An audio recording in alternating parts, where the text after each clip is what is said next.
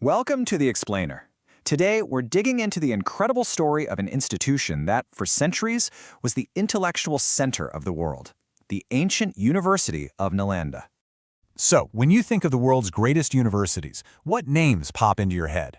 Oxford, maybe? Cambridge? Well, for a huge stretch of history, for a very long time, the real answer was actually in ancient India. And we're not just talking about any old school. For 700 years, this place was the global center of knowledge. It wasn't just a monastery, it was this incredible magnet for the brightest minds from all over Asia and even further. Get this, its main library was a massive 9-story building. Can you even picture that? They called it the Mountain of Truth, and it was just packed with the collected wisdom of entire generations. But here's where it gets really interesting. The story of how it all ended, well, it's probably not the one you've heard. The popular version is super dramatic, but as we're about to find out, the real history is way, way more complicated. Okay, so first things first. To really get a sense of what was lost, you have to understand just how massive Nalanda was. We're talking about an institution founded way back in the 5th century by the Gupta king Kumaragupta I, and at its peak it was on another level. Think about this number, 10,000. That's how many students lived and studied there. It was a huge, bustling residential campus. And who was teaching those 10,000 students? An estimated 2,000 teachers and scholars. I mean, that's one of the biggest academic communities anywhere on the planet at the time. And now for the library, or libraries, I should say. Across its 3 grand libraries, Nalanda held an estimated 9 million handwritten manuscripts. 9 million. That is just a staggering, breathtaking amount of knowledge.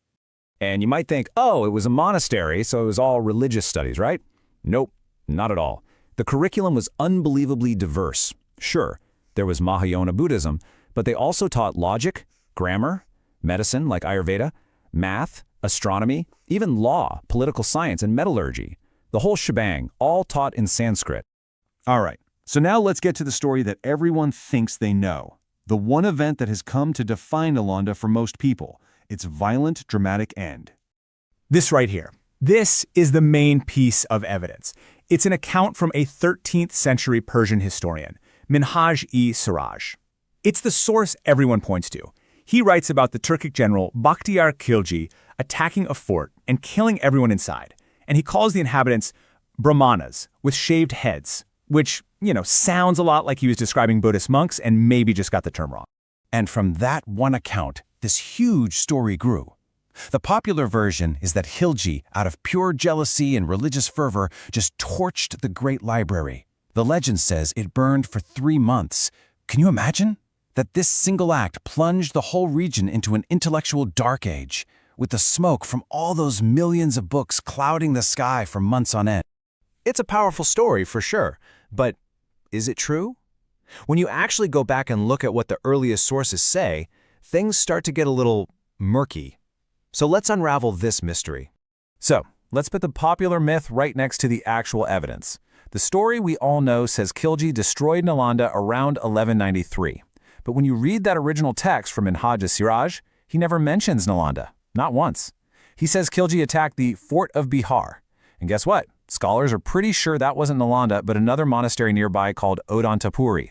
And get this, a Tibetan monk named Dharmaswamin visited the area just a few decades after the supposed attack, and his detailed account doesn't blame Khilji for any destruction at Nalanda either. The name just isn't there.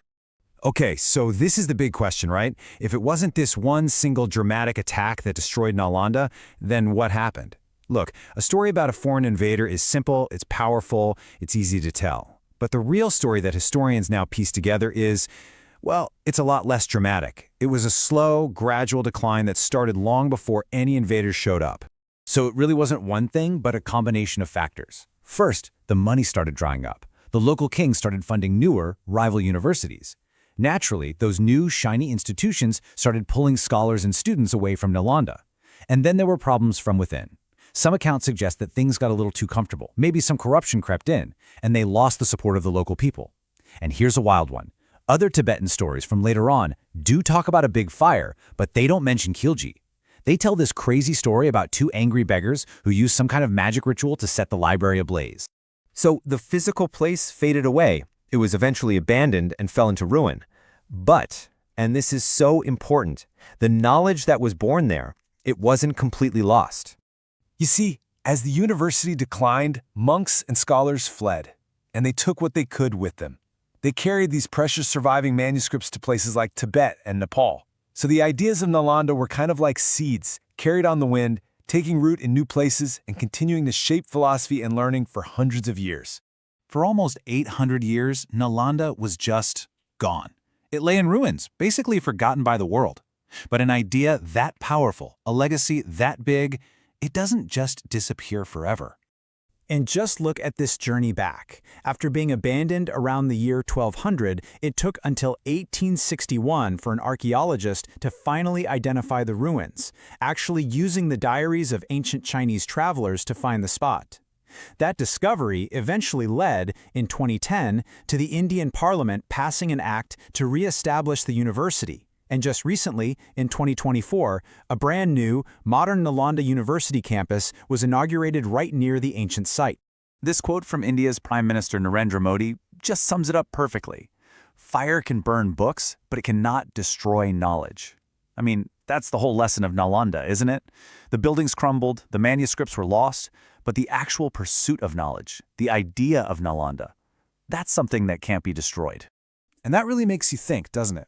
The story of Nalanda shows us that history is almost always more complicated, more nuanced than the simple dramatic stories we get told. So it leaves us with a question. What other histories do we think we know, and what might the real story be?